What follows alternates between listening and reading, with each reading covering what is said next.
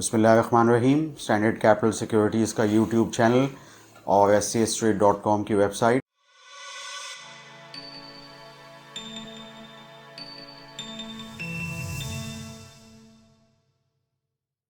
दोस्तों, कल मैंने एनर्जी ईयर बुक 2021 के हवाले से एक रिपोर्ट का इजरा किया था। ये रिपोर्ट हर साल पेट्रोलियम डिवीज़न से निकलती है। हाइड्रोकार्बन इंस्टीट्यूट का भी इसमें एक किरदार होता है।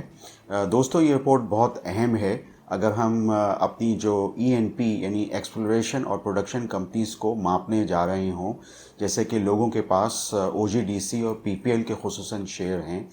तो दोस्तों, इस हवाले से बस मुझे यही कहना था, जो एनर्जी ईयर बुक 2021 की फाइंडिंग्स हैं कि पाकिस्तान के ओवरऑल जो रिज़र्व लाइफ है ऑयल की भी और गैस की भी, वो बहुत ज़्यादा कम रह गई हैं।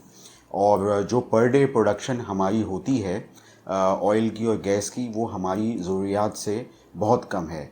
मसलन ये कि जो PPIS का डेटा है उसके हिसाब से तकरीबन 77 से 80 हज़ार बैरल्स पर डे हमारा ऑयल प्रोड्यूस होता है। लेकिन जो हमारी डिमांड थी, जो पहले किसी ज़माने में 3 lakh BOPD barrels per day थी, वो अब बढ़ बढ़ के तकरीबन 5.5 लाख बैरल्स पर डे हो गई है एक मासर के हिसाब से। तो ये जो डिमांड और सप्लाई का गैप है, इसी वजह से हम इंपोर्ट करते हैं, क्रूड ऑयल इंपोर्ट करते हैं, और रिफाइंड प्रोडक्ट जैसे पेट्रोल है वो हम इंपोर्ट करते हैं, जैसे कि अभी रशिया से भी इंपोर्ट करने की बात हो रही है। और इसी वजह से हम देखते हैं कि हमारी बैलेंस ऑफ पेमेंट क्राइसिस है, हमारी रुपी डॉलर पैरिटी का इशू है। दोस्तों, ये जो रिज़र्व लाइफ है ये अब हमारे मुल्क में काफ़ी कम हो रही है। मैंने आज से 15-16 साल पहले भी कुछ रिपोर्टों का इजरा किया था, तो हमने यही कहा था कि 2014 में गैस का मुल्क में क्राइसिस हो जाएगा। तो इसी तरीके से ये क्राइसिस होता होता अब इतना बैलून हो गया है कि अब हमारे मुल्क में अगर हम मतलब आप समझ लें कि इसी रफ्तार से चलते रहे तो हमारे मुल्क के जो रिज़र्व्स हैं वो 16-17 साल के सिर्फ गैस में रह गए हैं, और ऑयल में तो इससे भी कम है, तकरीबन 8-9 साल, जैसे कि इस रिपोर्ट में हमने कैलकुलेट किया है। उस कैलकुलेशन में थोड़ा सा इख्तलाफ हो सकता है क्योंकि ऑयल एंड गैस के अंदर कैलकुलेशन में बहुत सारे पैमाने हैं। लेकिन बहरहाल एनर्जी ईयर बुक के अंदर कोई एक ऐसी फील्ड भी नहीं नज़र आई जिसका कि 2020 से किसी रिज़र्व लाइफ में कोई बड़ा इजाफा हो गया हो या कोई बड़ी चीज़ हो गई हो।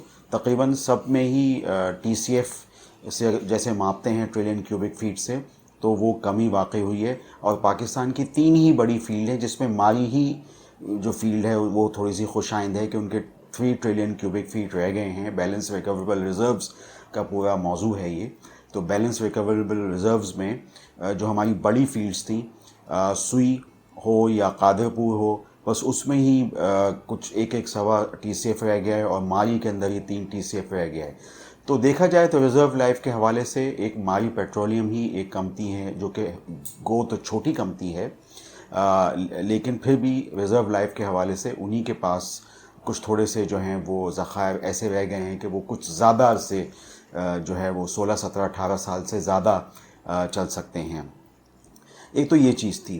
तो अब हम जब बात करते हैं OGDC PPL की, हम ये कहते हैं कि मुसलसल ये बहुत ही अंडर वैल्यूड हैं, 1 या 2 के प्राइस अर्निंग P मल्टीपल पे हैं, इनकी बुक्स पे बहुत बुक अर्निंग आती हैं।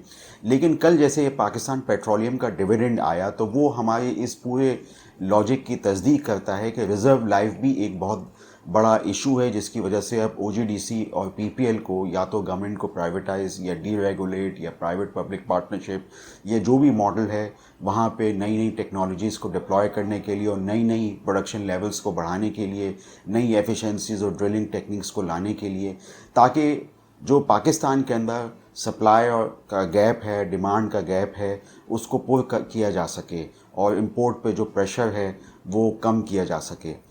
एक तो ये चीज़ है। तो इस वजह से हम देखते हैं कि OGDC PPL 1 या 2 के प्राइस अर्निंग मल्टीपल पे ट्रेड करते हैं, और लोग अक्सर यही समझते हैं कि भाई ये तो बहुत सस्ते हैं। लेकिन बात यह है कि चूँकि रिज़र्व लाइफ भी इन कंपनीज़ की अब कम हो गई हैं, जैसे कि हम एनर्जी ईयर बुक में बैलेंस रिकवरेबल रिज़र्व्स को देखते हुए कह रहे हैं, तो शायद ये भी एक बड़ी वजह है जिसकी वजह से ये अंडर वैल्यूड ही रहते हैं।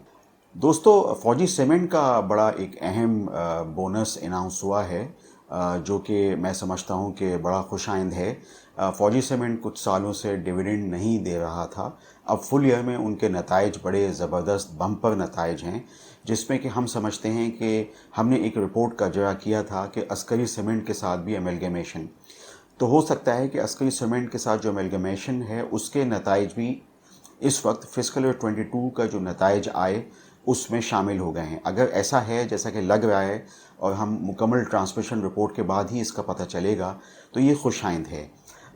3.26 रुपये की EPS आना और एक जो कंपनी जिसके 15 रुपये पे इस वक्त शेयर ट्रेड हो रहा हो, तो मैं समझता हूँ कि चूँकि इस वक्त सीमेंट कंपनीज़ वापस लाइमलाइट में आ गई हैं, और जैसे कि कल मैं इसको कैलकुलेट कर रहा था कि इस वक्त जो रिटेंशन प्राइसेस हैं सीमेंट कंपनीज़ के, खुसूसन पंजाब और सूबा सरहद में जिन जिन कंपनीज़ का इन्फ्लुएंस है, नॉर्दर्न जोन जैसे कहलाता है, तो वहाँ पे तकरीबन 750 पर 50 kg बैग एक रिटेंशन प्राइस बच रही होगा।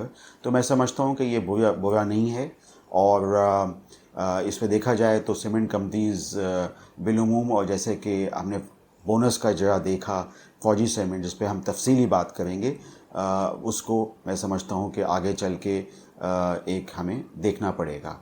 आप स्टैंडर्ड कैपिटल सिक्योरिटीज़ के YouTube चैनल को सब्सक्राइब कीजिए, और इन मज़कूरा कंपनीज़ पे scstrade.com पे जाके स्नैपशॉट देखते रहिए। आपका शुक्रिया।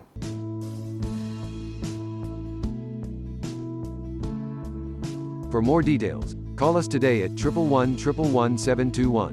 Open an account with Standard Capital Securities. Start investing in your financial future. Talk to our experts and get access to exclusive market research and much more.